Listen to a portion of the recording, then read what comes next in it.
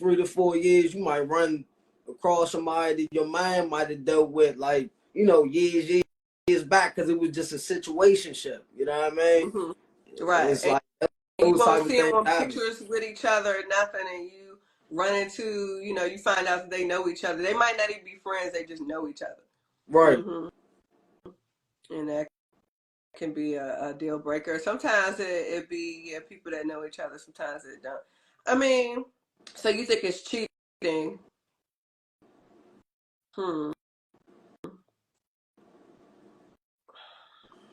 Yeah, that's a big thing.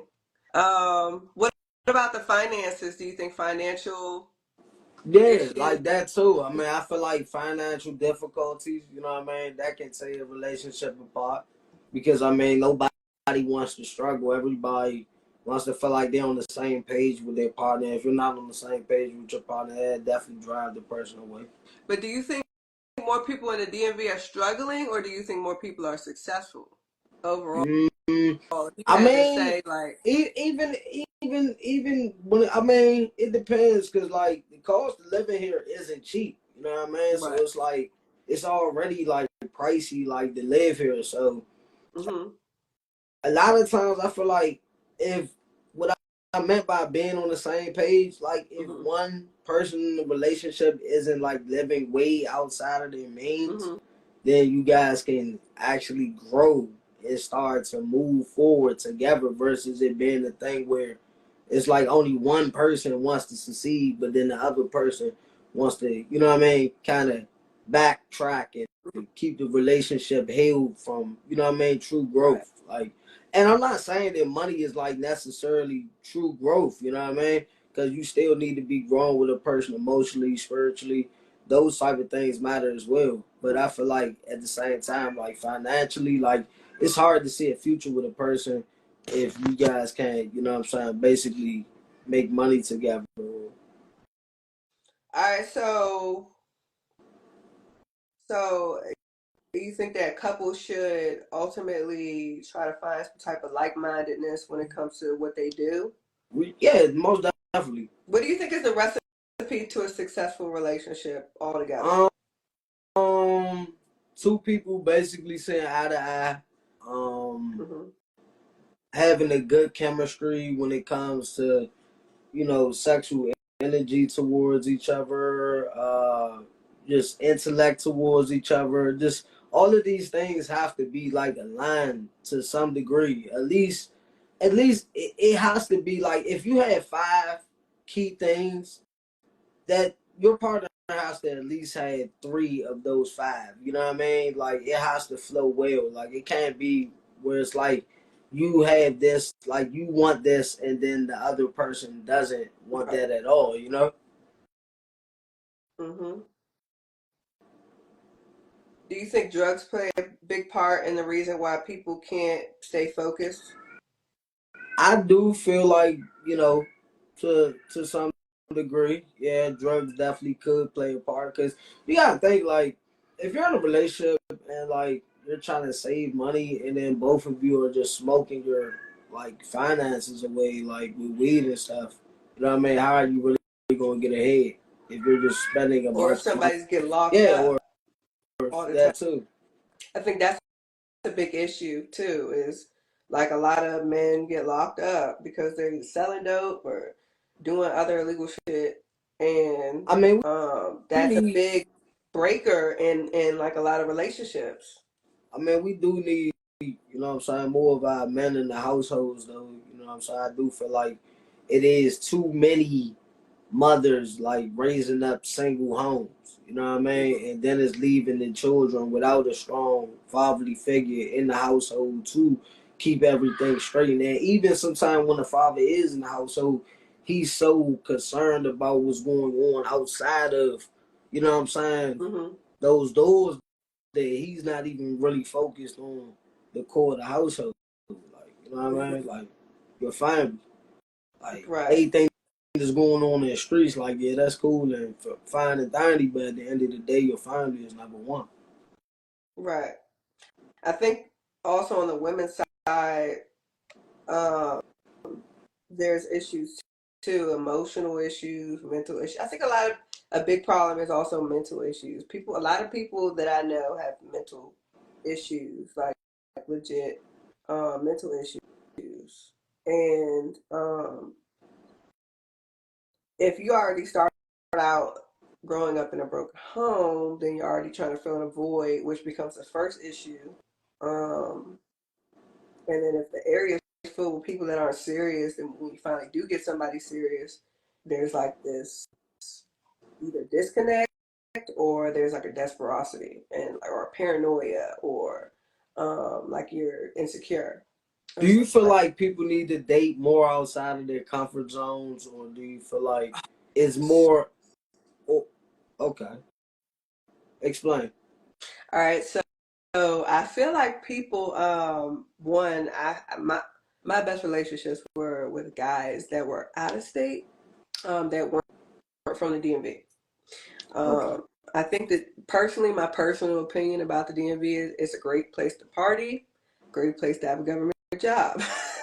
Not a great place to date, because in my personal anecdotal experience, people just don't take relationships seriously. And then when they do, they have distrust from the failed relationships when they have taken it serious. So by the time I meet anybody in the DMV, and it's not just even in the DMV, it's just in general. But I think that the fear is a little bit worse or stronger when you're in big cities like this, right. to where um, guys are like really not willing to take the risk at all.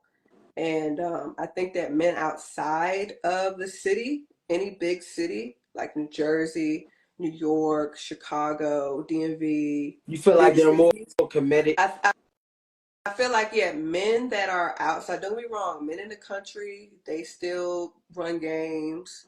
I've lived in small towns outside of the DMV. So I've lived in California, North Carolina, South Carolina, So, so, Massachusetts. So so, so, I've moved so around. let me ask you: do you feel like a lot of guys in the DMV like to juggle like rotations, or Oh you yeah. know? But that's not just, to the DMV. I think that men in the DMV, there's a difference in mannerism, but I think that goes on everywhere. It's just that I feel like in the DMV, it's very hard to find someone that's not doing it versus somebody that's slower, that moves slower. I feel like when I've moved outside of it, I've met like a little bit of a balance Right, between like being able to find men that are they're still there. Don't get me wrong, they're still in abundance, but not as much. You have a better chance, I feel like, of finding someone that's not that's actually committed, at least in the beginning for a while. They're at least like taking like one person serious, and they don't give off this vibe like their eyes are everywhere. right. So it's like, and it just depends on the person as well, because another woman from the DMV might say her experience is different So, so, because of her so, discernment. so, if a man can't stay committed to a woman, what do you think the problem with the man is? I think that it comes down to one, a frustration with failed relationships, a fear of being a simp or being a fool or being taken advantage of, like anybody else. Um, when it happens once and you committed for a long time, because a lot of times the worst ones are men that had like one serious relationship that was like 6 years long or 10 years long, and then that didn't work, and they really don't want to take another, they don't want to start over, they don't want to take another female seriously, especially if they went through a lot to get out of that relationship, or the way it ended, or like it was like really bad. Those are the ones that really have a hard time healing and getting back to dating. And I think that another reason why is because some men, I think by nature, they don't want to commit. It's just like they're very hypersexual. Some men went through childhood abuse or abuse from women, and then they've been the side guy. So Right. they don't trust women because they've been the side one. They watched a woman be romanced by a guy that was serious, and then she went and had sex with him after. And these are things I hear from men. And when it comes to expressing their fears about being in a commitment, they have this fear of being the main one and the woman embarrassing him and stuff like that. That seems to be the main fear. So yeah, it's and then a lot of women are very provocative. Um, I say, like, since we are, a lot of women feel like liberated, like, we can make our own money, we can do our own thing, and you know, we're more sexually free. Um, and so, you go online, you see all this booty, and you're like, okay, I have access to way more women. So, Right. the accessibility as well is another factor when it So comes so you to. feel like social media plays more of a part in cheating? Yes, I do. I do think that social media plays a part in cheating. Yeah, even though it was happening before that, like it was happening, but it was. Way before I think social. it's happened. I think it's just like in your face. Like it's like before the internet, you had to actually walk outside Right. and actually find someone and then do all this extra stuff. Whereas now you can have online conversations and get to know this person for months before you meet them and then fly them out and be very secretive about it. It's way easier to be secretive because of the Right. internet. So um, I think that's what people are taking advantage of. Do you feel like marriage is overrated? So I've been married, divorced, and to a certain extent, I think marriage is romanticized, and people have the right and wrong ideas about marriage. I think that people lack commitment, so it's like that's a big commitment. Marriage is a big commitment, and a lot of people are thinking about the moment.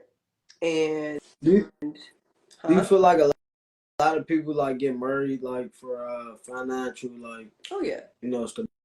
Some people get married for love and other people get married for finances. I think finances is always a factor because people factor in a legacy and what you can do for a family. So, what's Right. the point of us getting married? People look at it kind of like, what's the point of us getting married if there's no legacy? You have to be successful or have some level of producing something.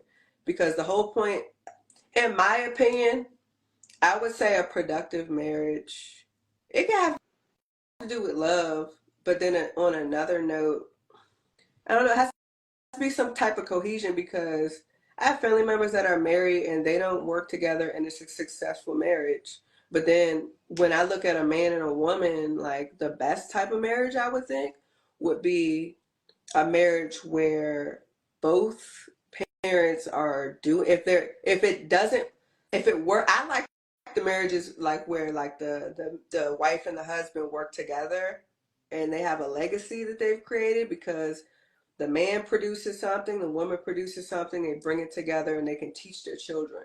And then the children could carry on that business. Right. And I've seen that happen. Like I feel like if it's not something that both the wife and the husband do, often there's a disconnect with the child doing it because, or it may not, because it may or may not be something that a man or a woman can do.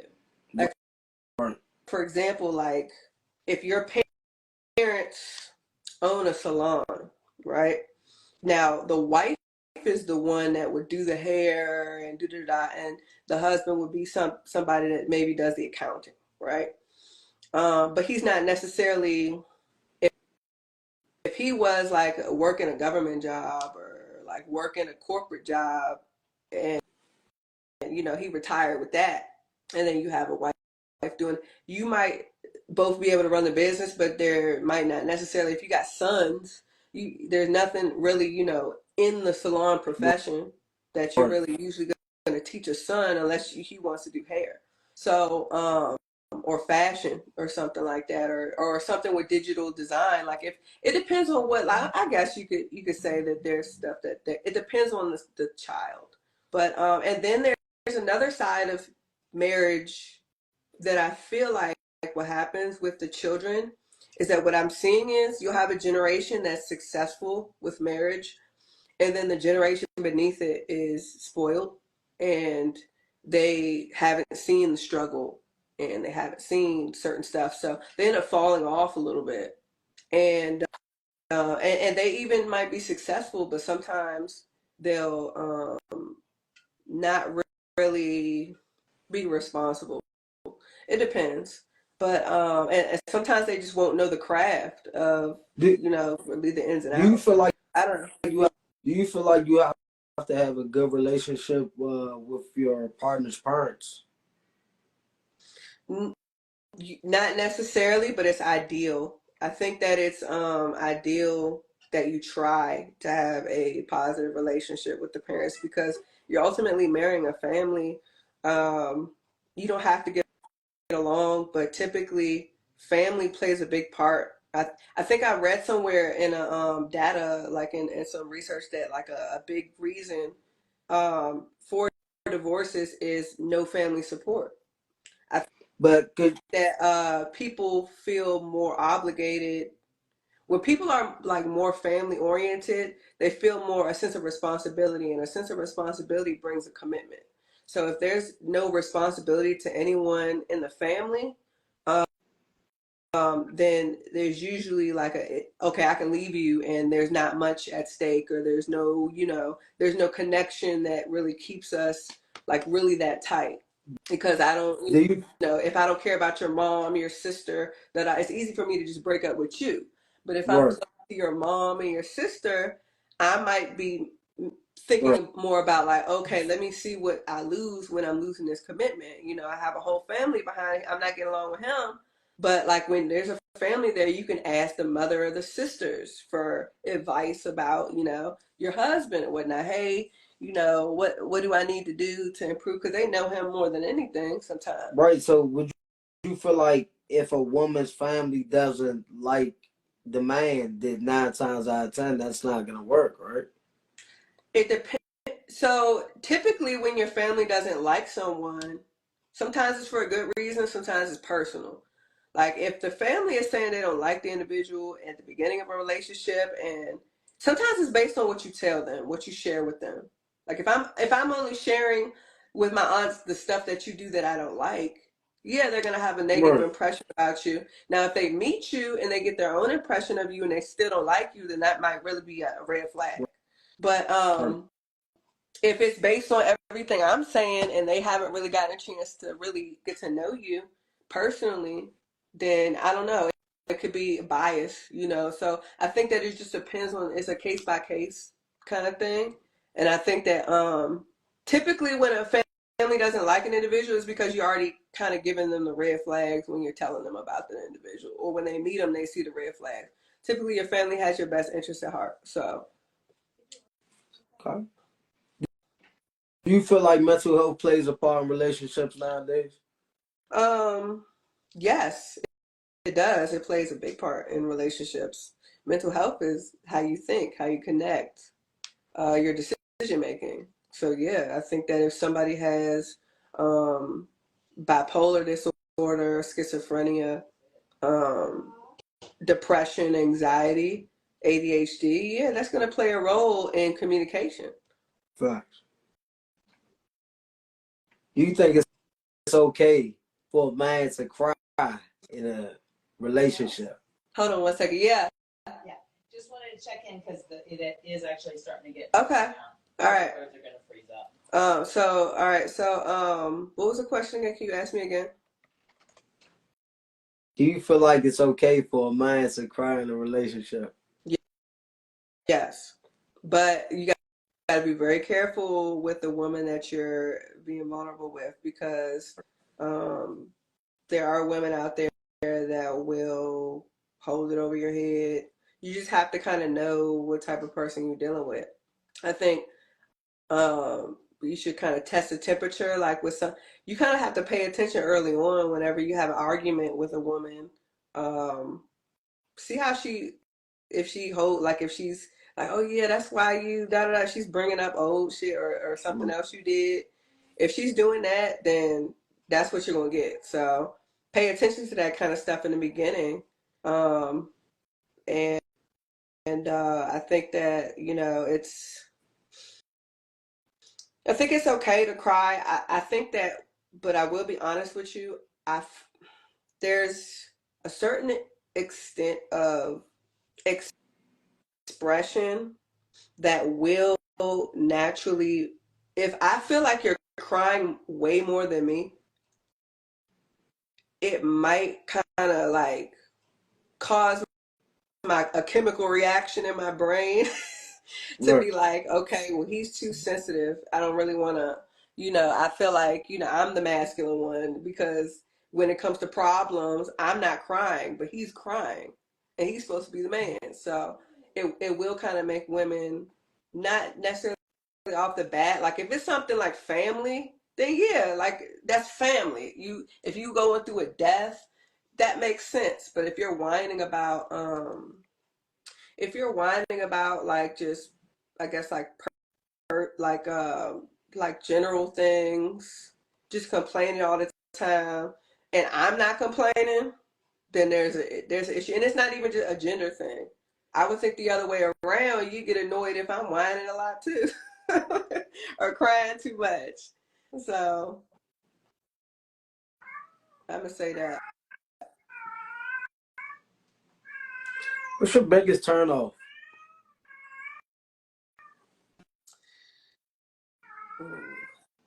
Um, what is my biggest turn off?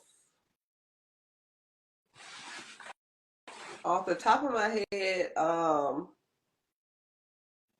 at this point in my life, I would say my biggest turn off is a like hypersexual. Like it's like if you come off the bat early, very like too aggressive. That's like a man. That's a very a quick turn off for me because I already know your intentions. Okay.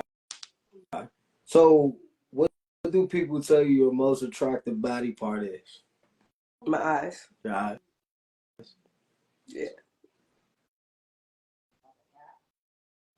How do you express love and affection towards your partner? Ooh, I'm a gift giver. So I'm very much like into sharing music. I like to give gifts. Like I'll show appreciation like once a month. If I got a guy that I like, I'll gift him. I like to paint, so I might gift him. I might put paintings in his house. I like quality time. I like communication. Um, man, so like it's just like giving him compliments.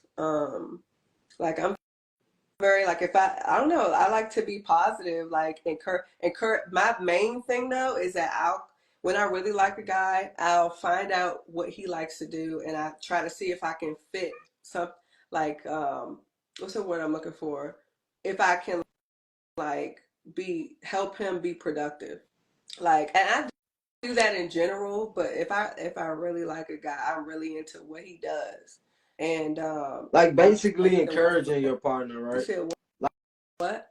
like encouraging the person Yeah, I do like to whatever it encourage is him, to but do. I'm a gift giver. My love language is give a gift. Like, so I'm big on like, if I really like you, I'm gonna be trying to see what you are into, and then I'm gonna try to buy something that either deals with the aesthetic. Like, for example, with me, we're dating, right?